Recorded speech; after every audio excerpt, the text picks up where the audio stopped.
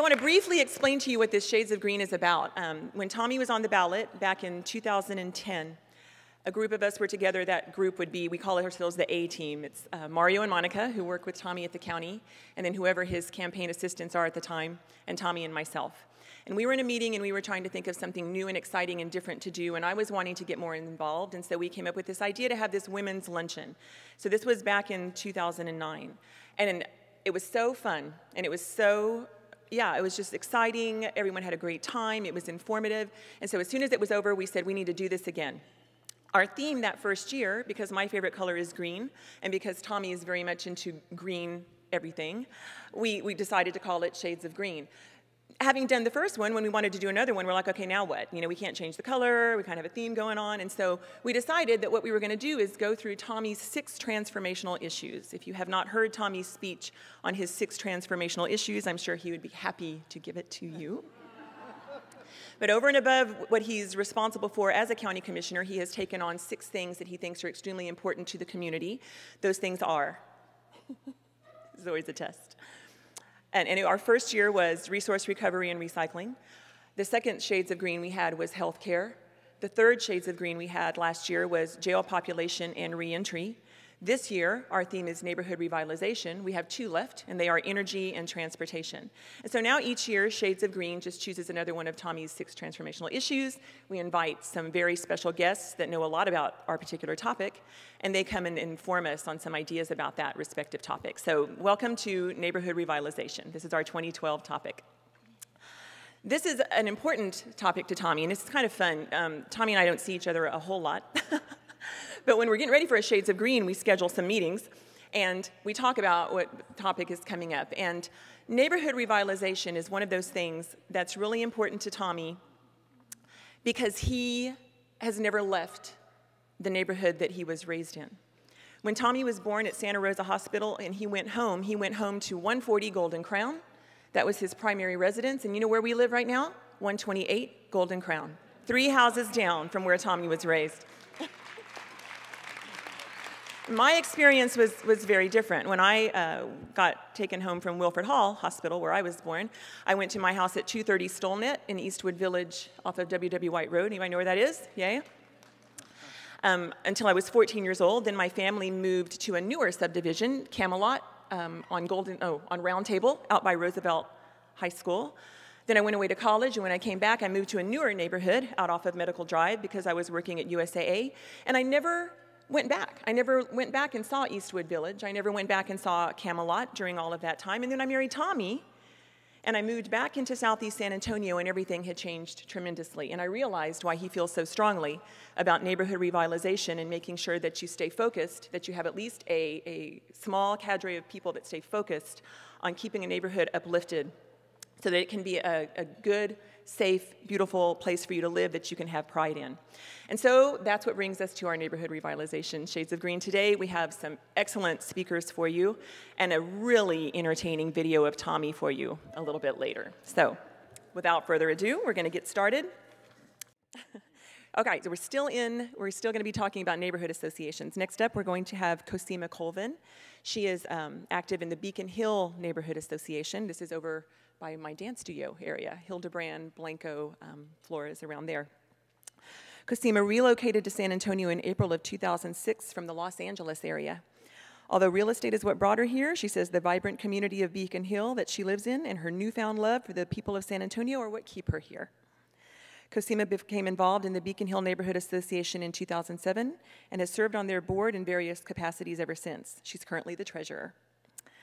She's honored to be currently serving also as the District 1 representative on the city's Linear Creekways Parks Advisory Board. Last year, she was recognized as the Volunteer of the Year by State Rep. Villarreal in House District 123.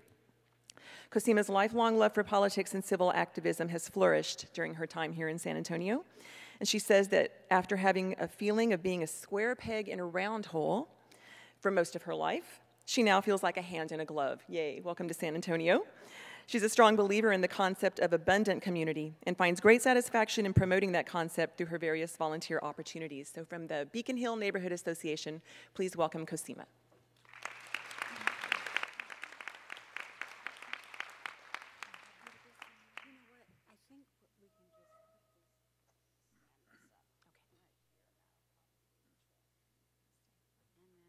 just need to know how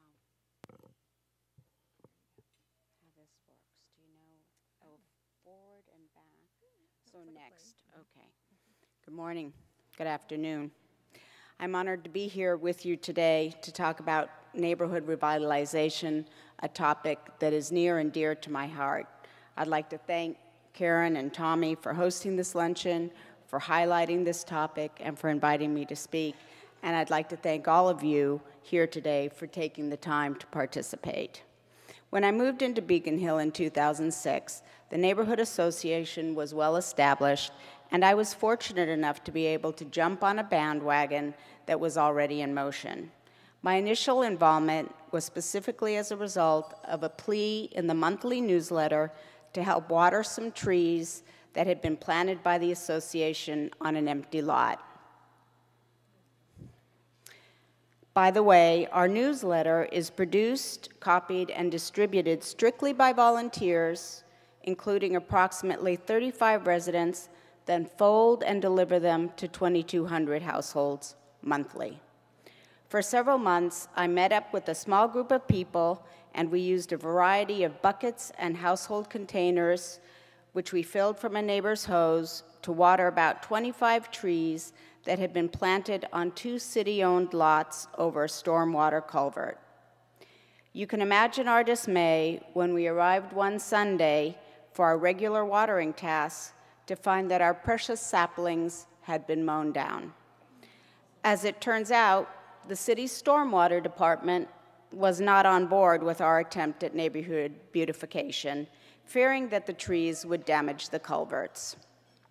Many in the group were ready to throw in the towel and abandon the dream, but I, newly arrived and so impressed with this grassroots effort, convinced them that we should try again. As luck would have it, the wonderful people at Green Spaces Alliance, most notably Angela Hartzell, interceded and convinced the powers to be to allow us to use one of the parcels as a community garden. Green Spaces Alliance provided the seed money and the guidance, and within a few months, we were wheelbarrowing in 2 semi-trucks full of topsoil.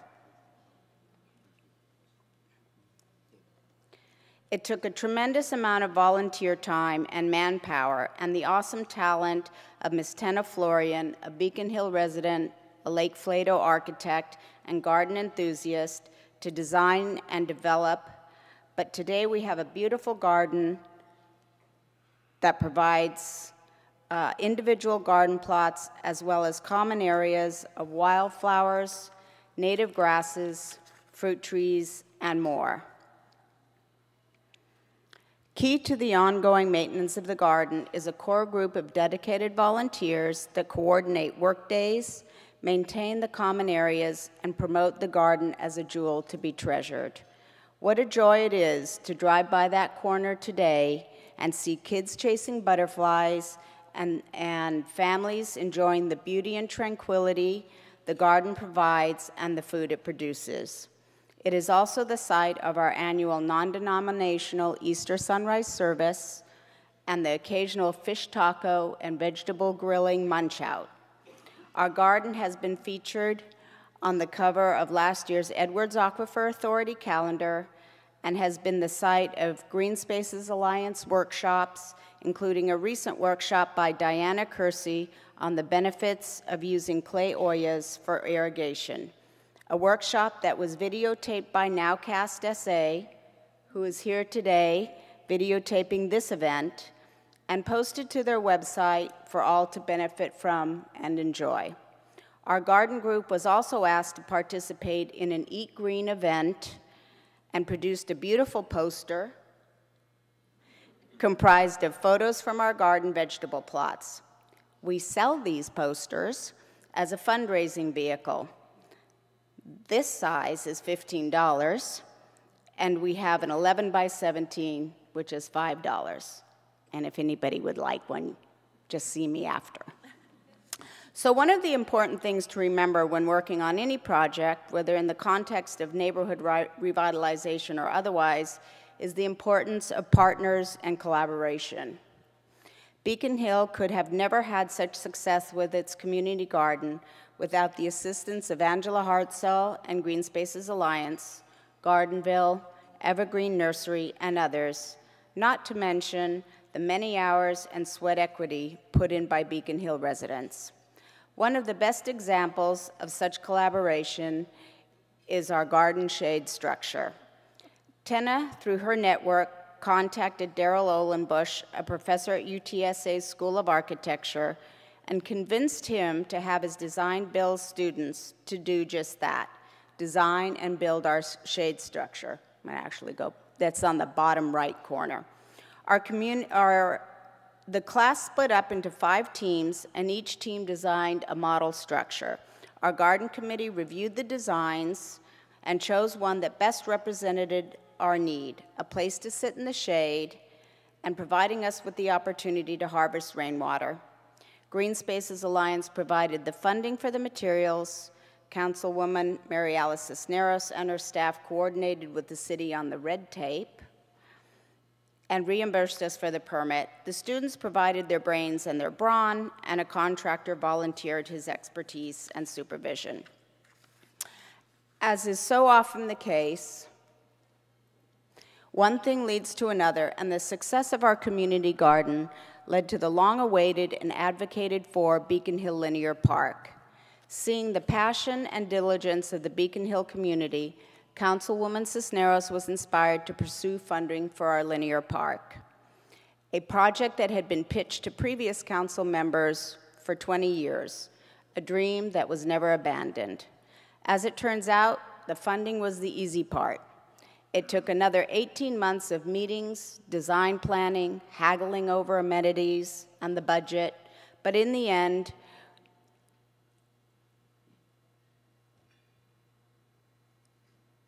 when the basketball court finally opened, and before you could blink an eye, there were 20 to 30 young men playing on that court. It was all worth it.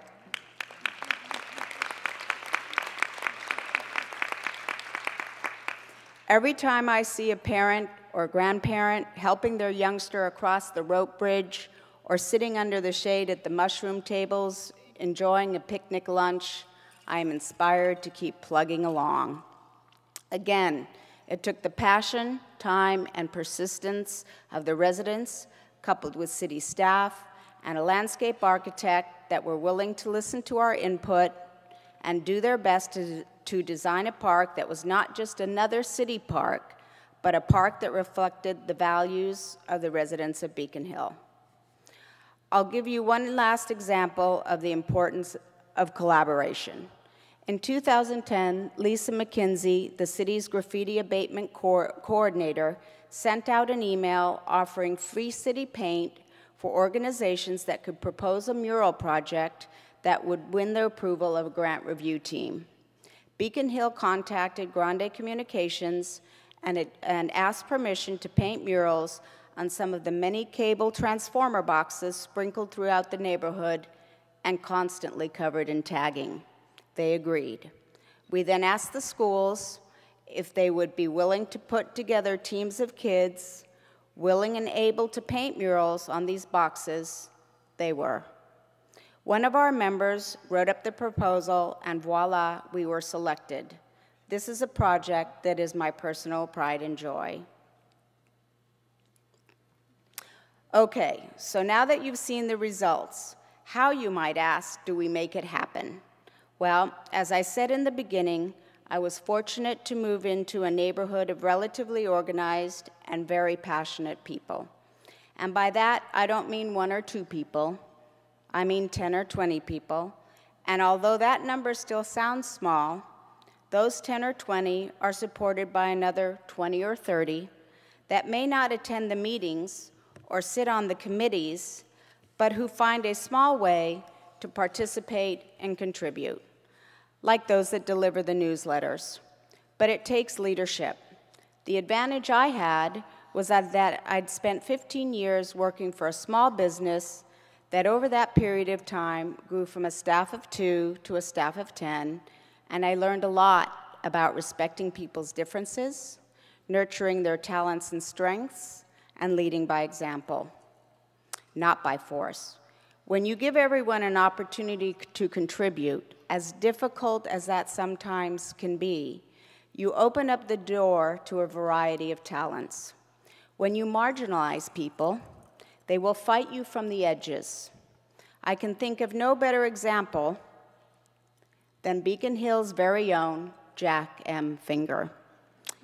Jack serves as a director on our board, and although he and I agree on very little politically, he puts in a tremendous amount of time and effort to watchdog our elected officials and monitor how they spend our money, and for that he gets credit.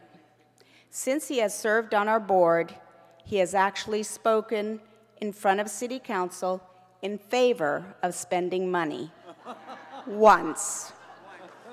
And that was to request approval of the construction contract for our linear park. It was a historical day in council chambers.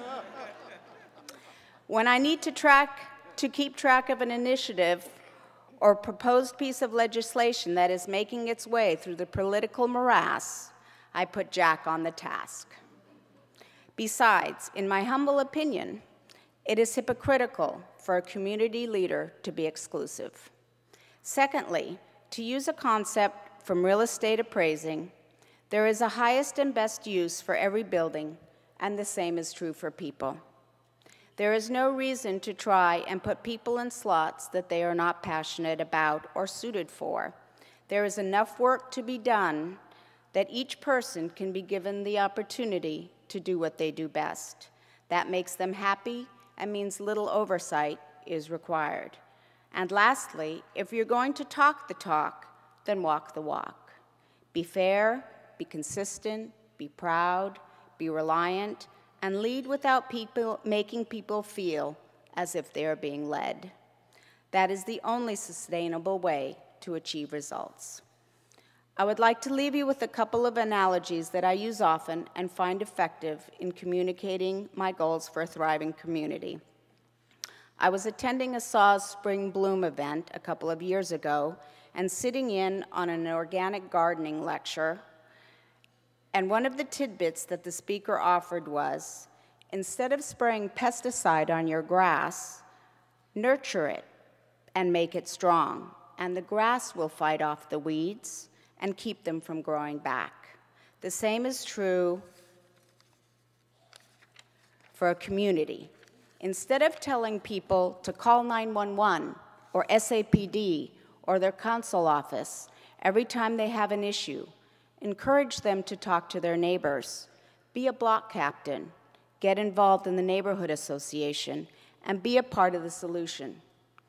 It is the only sustainable way to build and maintain a community. The second analogy, and I had to laugh when Jackie talked about her stool, is to view your community as a chair. A strong chair has 4 good legs. A strong community needs its churches, its schools, its businesses, its residents to all stand together. It is the only sustainable way to thrive. In closing, let me just say that the subject of neighborhood revitalization is very timely. Our inner city neighborhoods are finally seeing an influx of new residents as urban sprawl becomes less attractive, both from a cultural standpoint and a practical one. Opportunities abound, but so do challenges. Cohesiveness, inclusiveness, and positive energy are vital. Relationships with your elected officials and city staff are critical. Revitalization brings redevelopment. Redevelopment attracts people with money and power. Neighborhoods have to be prepared to fight for revitalization that respects their neighborhood plans, their conservation and historic districts, and development that enhances, not changes, the character of their communities. Thank you.